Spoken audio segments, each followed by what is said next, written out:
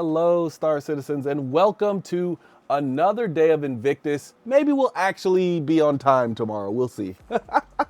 Anyway, today it's Consolidated Outland, it's MISC, it's Mirai, it's all three, and there's not actually that many ships available. I think they're doing this new thing now where instead of all of the combat ships and even things remotely related to combat, I think they're just like, it's gotta be specifically geared towards combat to be available at Invictus. So they're making the ships even more limited. So like I said, last year I was not really trying to get people to buy so much as like trying to warn people that this was coming. Like, the ships are going to get more limited. They're going to get more expensive as we move toward 1.0.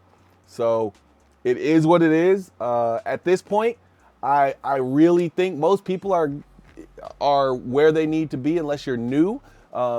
So really when I do these, it's just for the new people, it's really just to show you like what I think about the ships. I have reviewed every ship in the game outside of like the ones that came out in the last week, which I will have reviews up for those by probably next week, if not this week. And yeah, for the people who've been doing this for a while, it's really just to look at the CCUs, give you my opinions on the new ships, and if the older ships have had any like new information drop about them, then of course I'll talk about those. All right, but as always, make sure you're subscribed. Make sure you are, liking or disliking the videos. Either one is fine with us. We don't mind. Just give us your real opinion. And also, make sure you subscribe, and also make sure that you leave a comment, because that's how you qualify to win our giveaway prize. So this month is an MTC, but I think I might give away something else next month, or I might give away something else this month. Depends. We'll see how my finances work out. All right, let's get to it. So for Consolidated Outland, this is it. The Mustang Delta. At $65, it's overpriced if you ask me, but it does come in a lot of starter packs, so you can get it for a little cheaper. I think if you're going to buy a Mustang Delta, it should be as a starter pack. That's really the only reason to buy it, outside of like getting a complete Consolidated Outland pack where you get every single Consolidated Outland ship. And I don't see that as available in the patch bundle. So yeah, it's really just the Mustang Delta. So what do I like about it? I really think the Mustang Delta is like that first flight ship. It's like, all right, I just need to get in a ship and go and potentially learn and just learn how to play the game. And I think that's what the Delta's for. I also think that's what the Aurora is for RSI. So that's really all you really should be using it for. It's not a ship that I think should end up in the end game, unless you just happen to love the looks of it or something like that. Because I think sometimes people just fall in love with the looks of ships like this, and they're like, oh, I use it all the time. I do know some people who love the Mustang Delta out there. Shout out to you. I know you exist. So I don't think it's a bad ship. I just think there are slightly better ships in this price range. Most specifically the Avenger Titan. But again, some people prefer the Delta. I think the Titan is the better ship, but the Delta is still pretty solid. So, it's up to you whether you want to get with that or get with this. You can get with that or you can get with this. All right, we're doing Mirai next, and we'll come to MISC. So there it is, folks, the Mirai Guardian MX. There were so many people who told me that this thing was just going to be a missile boat, and it is absolutely not. It is like a full upgrade. So we'll go over it once we get to it. Let's start with this Fury. All right, so the Starlancer tack is officially in game. That port where the Fury can fit inside is very, very small. I don't think you can fit anything else in there. Maybe 2 Furies, but you really can't fit anything else in there. But I do want to try to take my Razor and see if I could like go diagonal, like go down. Like if I aim myself vertically in, and then like go in and then like in and then lay out flat like this. I just want to see if it works. I just want to see if it works. Anyway, the Fury. Fury's a great snub fighter. It's very expensive, but it is worth the price if you are taking out something like a Starlancer TAC. I really don't see any ships that are going to be better suited for a Fury, for a single Fury, than the Starlancer TAC. It was just made for it, it seems like. Seems like people love the Fury so much, they were like, you know what? Let's build a ship around the Fury that is so awesome that it's like, it seems like it was built just for the Fury. And yeah, that's the Starlancer TAC. And if you missed it, the Starlancer TAC, also, if you watch that Starlancer TAC video, they show off what the combat mechs might look like in the future. So, you know, little tease that they threw in there. But I love the Fury. Anybody who owns a Fury, even if you're paying $55 for it, I think you're going to get your money's worth. The Fury is a solid little fighter. Just remember it's a snub, so it can't go into Quantum. The Fury MX. So I do know there are a lot of people who like to just spam missiles. And this one can take a hit a little bit better than the other one too. So it's not just that, it's a more defensive ship. So same thing, I appreciate people who, you know, really rock with the Fury. I could see using the Fury MX in a role where I think I'm going to run up against something that I need the PDCs to like go off a lot, right? Or I need to, you know, push the countermeasures to their limits. Because the Fury MX can pop out, go to the other side of the target, keep it busy while it's shooting all these missiles and keep the PDCs busy. I could sneak in close and then get off the shots that I need to get off on the other side. So you know, is that called a pincher move? I'm not sure. I don't remember. I don't remember military tactics enough. It was 10 years ago. All right, moving on. All right, so now we're going to do all the Guardians. So we might not have all the Guardians. Guardian MX. Oh, okay, we do have all three. So the Guardian QI obviously is the interceptor, the interdiction ship. It's the one that has the quantum dampener, right? So seems like the one to buy here. It just depends on what you want. So the MX loses the bed inside. So I don't know if anybody was living inside of their Guardian, but if you were, you lose that if you get the MX. It is a full-on heavy fighter. It looks like it's completely geared towards heavy fighting. It is a tougher ship than the other two. I've always said that the Guardian wasn't the one to get. It was really just between the Guardian QI and the MX, unless you just really loved this skin right here. Yeah, because otherwise it's always really going to be between these two. And for $30 more, you get a more dedicated heavy fighter without all the other extra stuff on the inside. It's really just, I'm here to fight, that's it. It's got, what, 4 size 4s, and I think it's got 24 size 2 missiles. So, yeah, it's squarely in that heavy fighter role. I wish it was 2 seats. I wish that's what they would have replaced it with. I wish it would have 2 seats, and that would have really put me in a nice spot, because I need a heavy fighter, but I need one with 2 seats. Like, this is really cool, but I already have my heavy fighter that I didn't have to pay for. So I can't see me hopping onto a Guardian MX anytime soon.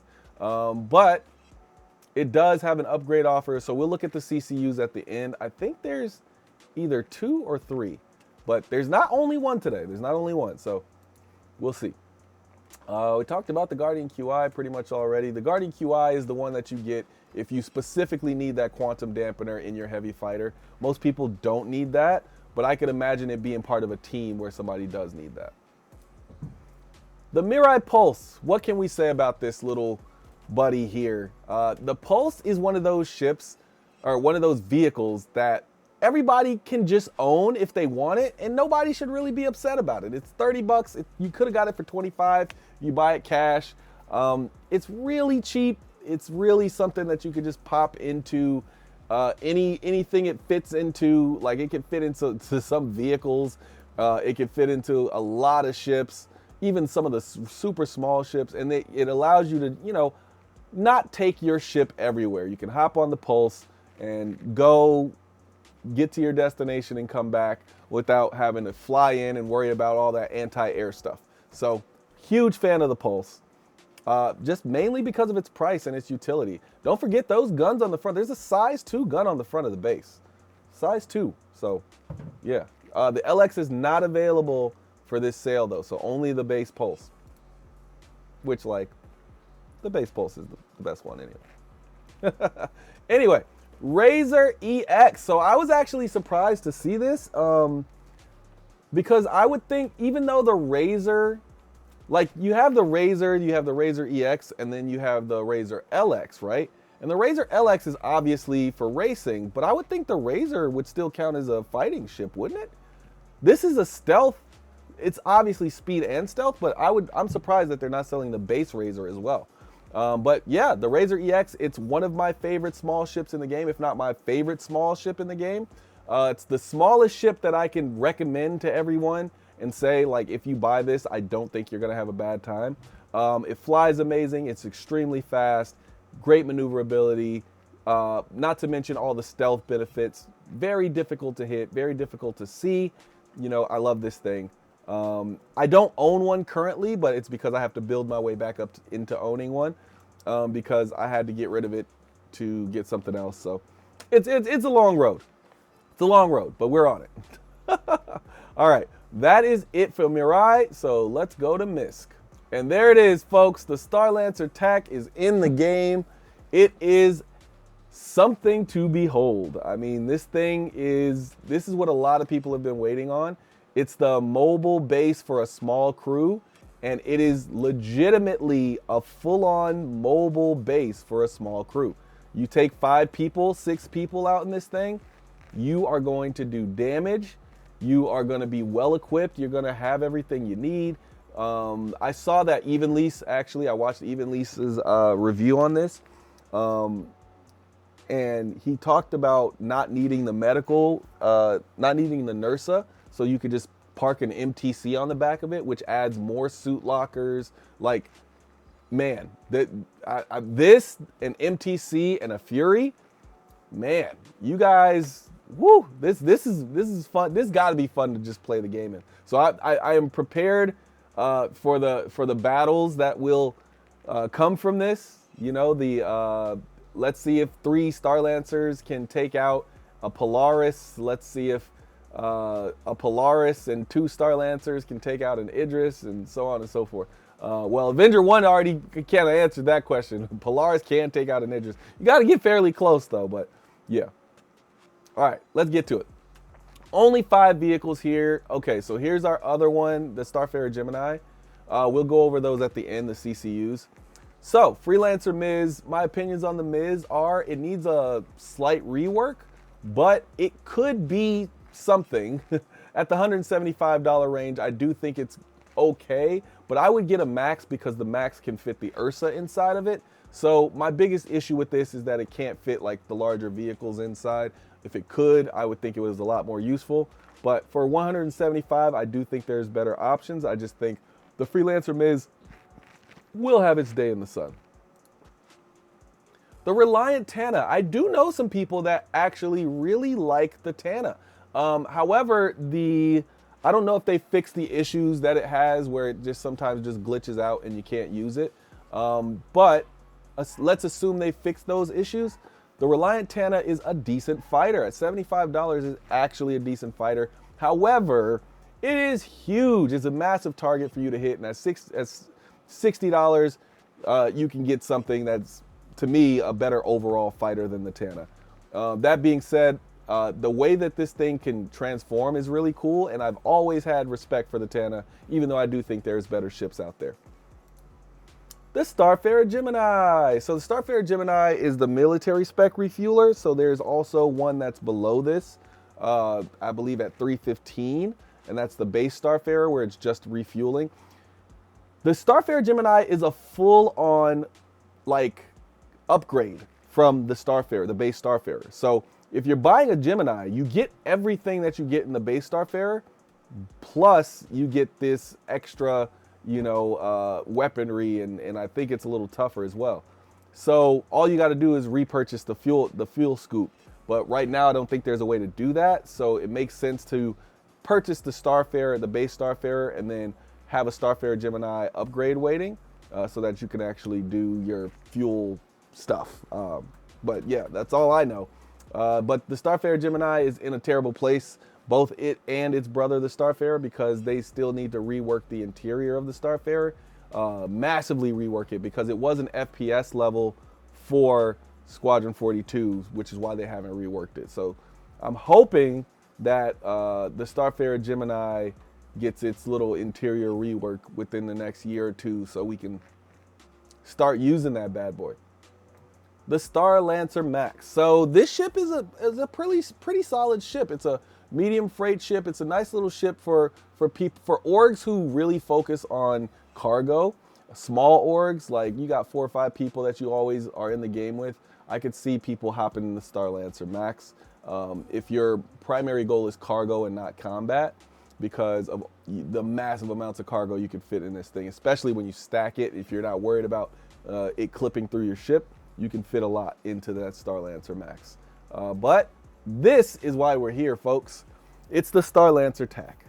I've already talked about it a little bit, but I really want to drive home. You know, I rated this ship. I reviewed this ship like probably, I don't even know how long ago now, like seven months ago or so. I reviewed it before it even came out because I already knew it was going to be awesome. You got 2 medical beds inside of a ship like this, which is a little bit bigger than the Connie, if I'm not mistaken. Maybe substantially bigger than the Connie. But yeah, you got 2 medical beds, which negates the need for a NURSA, like I was talking about earlier. So you could just put an MTC in the back of this thing, or an URSA, or whatever, like a combat ship. You don't have to focus on adding medical to a ship because it already has it. Yeah, it's got suit lockers. It's like they call it the Star Lancer TAC, and I have to assume that means tactical, because it just seems like it's got the advantage in a lot of different ways. You know, it's great for, you know, landing, when you're landing and you got to take out some people on the ground. It's great in space combat. It's got tons of turrets on it. It's got a decent missile loadout. It's got, you know, a place to put that Fury of yours. And of course, like I said, it can hold an MTC, it can hold an URSA, it can hold some of those larger vehicles. Not the tanks and stuff, but it can hold some of those larger vehicles.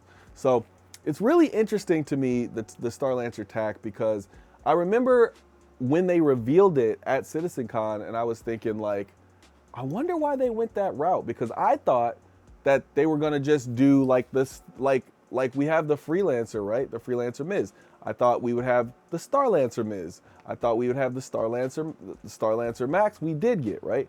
But there's one that's missing, right? Obviously, we're getting the Star Lancer BLD, so that is not the one I'm talking about, because that one is built towards base building, so I get that. But we're also missing, so the Freelancer also has a DIR. So there's very much so a possibility that we get a Star Lancer exploration ship here. But they might not. They might say, well, instead, at this level you get the BLD instead of the DUR. So it's very possible we get that. But another thing to notice, the price did go up. If I'm not mistaken, the Star Lancer TAC was $350 and it is now $375. So I don't know if CIG consistently has been doing that, where they up the price when the ship becomes flyable, but that seems like they've been doing it for a while now. If it is a new practice, it's not very new. So yeah, it is still worth $375. It's a great ship. This is why, like, I did the review much earlier, trying to get people to understand how amazing this ship is. I gave it a really great score. Go check out my review if you want more information on that one. All right, so let's get to these war bond deals. So let's start with the Gemini. We got the Gemini. This is a pretty good one, $25, but I think you got to pay $15 to get it, because I don't think there's any ship that's. Yeah, you got to pay $15 to get 25, because I think the next closest ship is $300, yep. So, you know, I would go ships that are very commonly available. Oof. None of these are very commonly available, but I would probably go the Starfarer. That's the one I see that is available more often, is the Starfarer. So I would say I would get the Starfarer Gemini. Yeah, that would make sense. $15 and then you save $25. It's okay, not great. We like to see, you know, if I'm gonna spend 15, I should be saving 30 or 35. But 15 for 25 is not so bad. So yeah, that's one of them. Let's find the other one, which I believe is was it the Guardian MX? Or no, it was the TAC. All right, the TAC. Oh, that's a pretty solid one. What's that, $35? Yeah. So, looks like you can still, I mean, you're saving $10 from what it was before. So to be very clear, the Starlancer TAC was $350 before, and now they're selling it for $340. So you're still getting $10 off what it was before the price went up. But this is a pretty solid one. This is a pretty solid one if you're trying to get to something above it. If you're trying to get to something above the Starlancer TAC, this is pretty solid, because you can come down here, and I would say I'd probably get the Caterpillar because it's the most commonly available of all these ships at the 330. You pay $10 and you get 35, it looks like. Yeah, pay 10, get 35. That is a solid CCU for anybody. Solid CCU for anybody, except for people who already owned a Starlancer TAC before this. Now, why would you want to get that? Why would you want to get a Starlancer TAC CCU? Well, if you want a 600i, if you want, so look, there's no other ships in the $375 range. This is the first ship to be in this range. So if you, well, there might be. There's none currently available, but right now there's not a lot of them. I know that.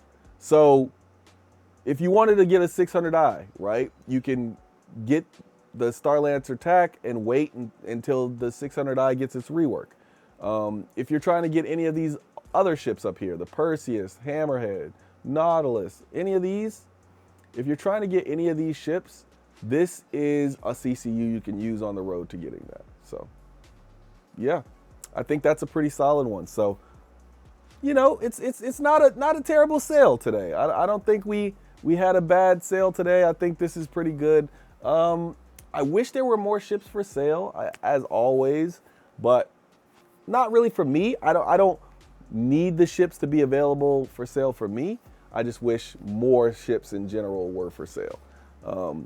And I also think the one CCU per day thing, it's okay. I wish they would do two, just because I think that's what really gets people, you know, buying ships. But yeah, I think that about does it. That's the Caterpillar to the TAC. That's the one I would get. Yeah, that's it. That is it, folks. We will be doing a few more videos. Like I said, we have some new ships, of course, to review. The Starlancer TAC we already reviewed, so we'll probably just do a walkthrough of the Starlancer TAC.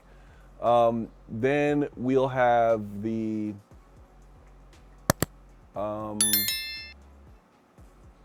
we got to do the MTC review, and we got to do the Guardian MX review. So we got to do those reviews. Those will be out before the end of next week. And then, yeah, it'll be right back to our scheduled programming. We still have some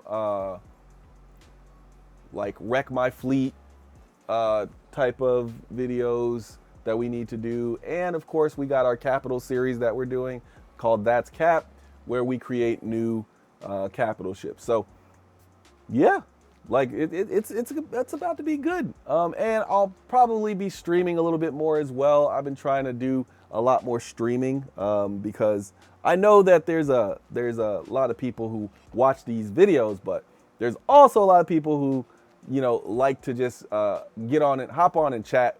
And so, you know, I like to keep the lives going. So yeah, there you have it. There is your Invictus Day. What is tomorrow?